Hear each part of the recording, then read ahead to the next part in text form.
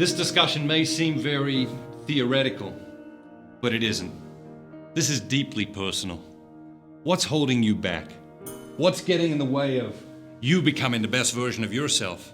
Disordered desires, stinking thinking, the wrong friends, bad habits, drugs, alcohol, sex, maybe an eating disorder. Let me tell you a story to put all this in context.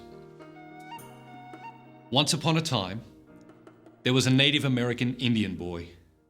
It was the custom of his tribe to send the boys out into the wilderness around the time when they were becoming young men. For 30 days, they had to take care of themselves. They had to find their own food, defend themselves against wild animals, and find somewhere safe and sheltered to sleep each night. After the 30 days had passed, all the men in the tribe would come searching for the boy, and when they found him, he would be initiated into the tribe as an adult. For several days, everything was fine. The boy found plenty of food to eat and a place to sleep each night. But around the 5th or the 6th day, food became scarce. On the 7th day, the boy couldn't find any food at all. This went on for almost a week. Finally, the boy woke up the morning of the 13th day, starving and exhausted. That morning, he wandered into the wilderness and noticed a mountain in the distance. He thought to himself, perhaps I'll find food up on the mountain. And so the boy headed in the direction of the mountain. Around the middle of the day, he reached the mountain and began to climb it. He soon discovered a path and followed the path toward the top of the mountain. But still no food. Late in the afternoon, just as the boy was stumbling upon the pinnacle of the mountain, starving and exhausted, a rattlesnake came across the path in front of the boy. The boy froze.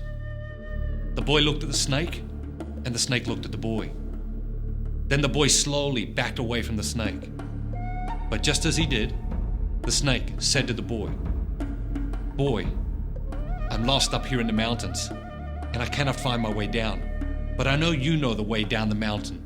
Please, will you lead me down the mountain?" The boy replied, "No, I know what you are. You're a rattlesnake. At any moment you could strike out, bite me, hurt me, even kill me." The rattlesnake said to the boy, "Boy, you look hungry." "Oh," the boy groaned, "I'm starving. I haven't eaten in almost a week." The snake said to the boy, "I know where we can find food. If you lead me down the mountain, I will lead you to food." The boy said, "No, you're a rattlesnake, and you could hurt me." The snake said to the boy, "If you lead me down the mountain, I promise you I'll lead you to food, and I promise you I will not hurt you." The boy thought for a moment. Then he said to the snake, "Do you promise?" "I do," replied the snake. So the boy led the snake down the mountain.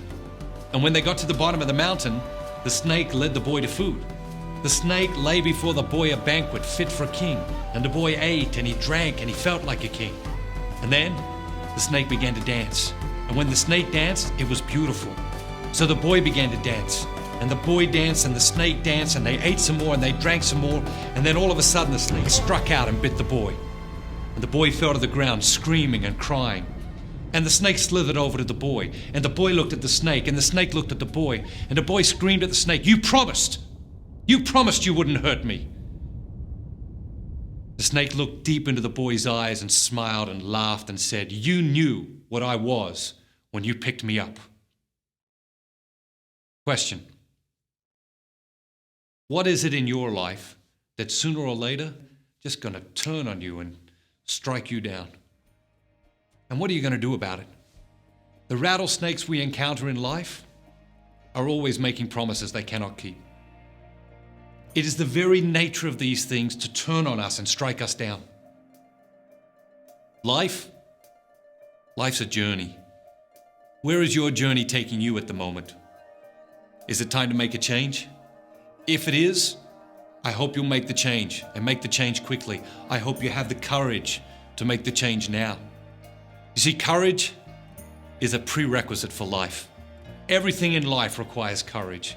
Whether it's playing football or coaching football, crossing the room to ask a woman on a date, or rekindling a love that has grown cold. Whether it's your first day at college or your first day back at college after 20 years, life requires courage. It takes courage to say yes at the right times, and it takes courage to say no at the right times. Your first day at work, or starting a business, or battling a potentially fatal disease, or getting married, or struggling to overcome an addiction. Apologizing for something you've done wrong. Coming humbly before your God in prayer and asking, God, what do you think I should do? All of these require courage. Life requires courage. You see, courage animates us and is therefore essential to the human experience. The most dominant emotion in our society today is fear. We're afraid of rejection and failure, afraid of certain parts of town, and afraid of certain types of people, afraid of criticism. We're afraid of suffering, afraid of change, afraid to tell people how we really feel, afraid of losing the things we have worked hard to buy, afraid of what our friends will think.